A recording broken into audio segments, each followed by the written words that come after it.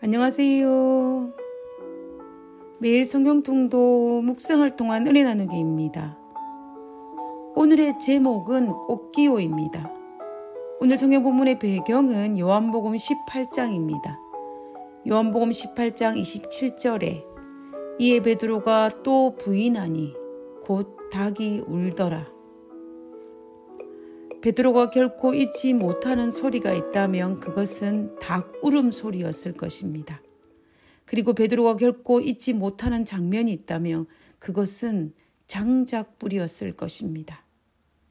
예수님께서 신문 받으신 그 추운 새벽에 전직 대제사장이었던 안나스와 현직 대제사장이었던 가야바와 총독 빌라도 앞에서 채찍과 비난과 조롱을 받고 있을 그 새벽에 어쩌면 예수님께서는 그 어느 때보다 따뜻한 위로가 필요했던 그 새벽에 예수님의 가슴에 큰 생채기를 내는 사건이 있었습니다.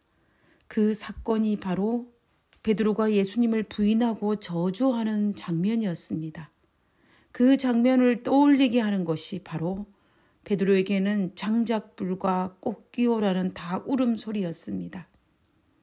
베드로는 자신의 마음과는 달리 주변의 상황이 너무 두려워 활활 타오르고 있는 장작불 앞에서 예수님을 부인하였고 알지 못한다라고 하였고 저주까지 했던 그 새벽을 잊지 못할 것입니다. 꽃기호라는 소리가 들리면 그때 그 장면이 떠올랐을 것입니다.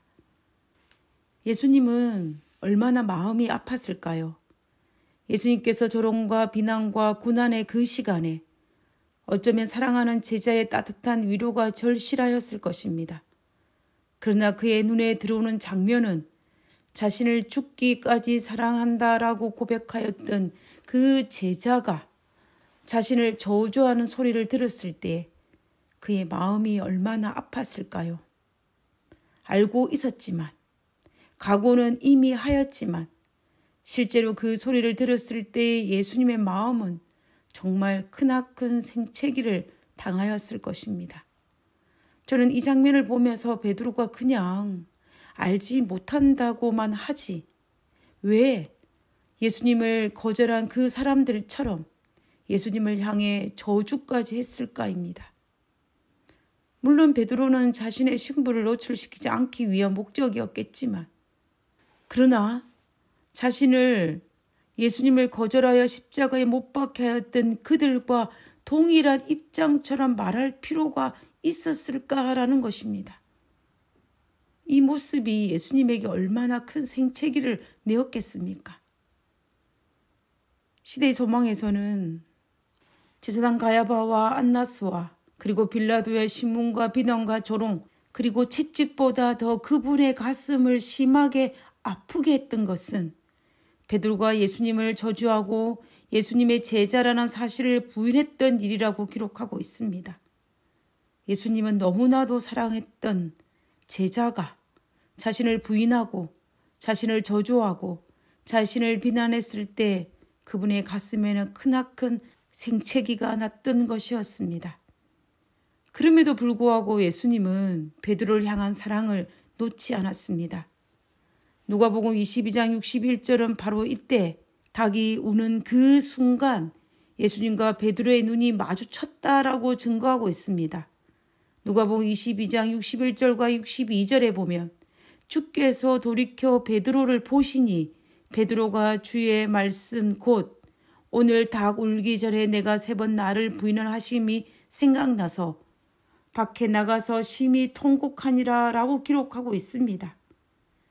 예수님께서는 자신의 제자가 자신을 부인하고 저주한 소리를 다 들으신 것이었습니다. 그리고 예수님께서는 돌이켜 베드로를 바라보셨던 것이었습니다. 그리고 예수님과 베드로의 눈이 마주쳤습니다. 그런데 베드로를 쳐다보는 주님의 눈초리는 예전과 조금도 변함이 없었습니다. 여전히 호수같이 잔잔한 사랑과 용서와 포용의 눈초리로 베드로를 바라보고 있었던 것입니다. 시대의 소망에서는 이렇게 묘사하고 있습니다. 비열한 저주의 말이 베드로의 입술에서 발해지며 목청껏 울어대는 닭의 울음소리가 아직도 그의 귀에 울리고 있을 그때에 구주께서는 얼굴을 찌푸린 재판장우들로부터 얼굴을 돌려 그분의 가련한 제자를 유심히 바라보셨다. 그 부드러운 얼굴에서 그는 깊은 동정과 슬픔을 볼 수 있을 뿐 분노의 그림자는 추워도 볼 수 없었다라고 기록하고 있습니다. 자신을 저주하고 비난한 제자라 할지라도 그를 책망하기보다는 그의 연약함을 알기에 가슴 아파하며 동정과 슬픔으로 바라보고 있었다라는 것입니다. 예수님의 사랑에는 아무런 문제가 없었습니다. 비록 자신을 부인하고 저주한다 할지라도 예수님께서 베드로를 향한 사랑에는 변함이 없었습니다. 베드로는 자신을 향한 변함없는 사랑을 알았습니다. 그래서 마태는 이렇게 기록하고 있습니다. 마태복음 26장 75절에 이에 베드로가 예수님의 말씀에 닭 울기 전에 내가 3번 나를 부인하려나 하심이 생각나서 밖에 나가서 심히 통곡하니라 라고 말입니다. 예수님의 변함없는 사랑을 알았기 때문에 베드로는 심히 통곡했습니다. 스승을 배신한 자신을 변함없이 사랑하여 주심을 알았기 때문에 그는 심히 통곡할 수밖에 없었고 감히 예수님의 무덤을 찾아갈 수밖에 없었고 감히 예수님과의 약속 장소인 갈릴리 바닷가로 갈 수밖에 없었습니다.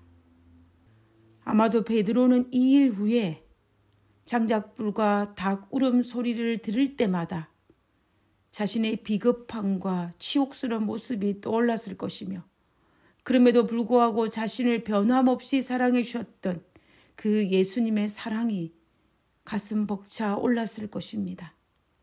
그 사랑이 베드로로 하여금 이 사건 이후에 끝까지 주를 사랑하는 제자로 살아남을 수 있게 만드는 힘이 되었을 것입니다.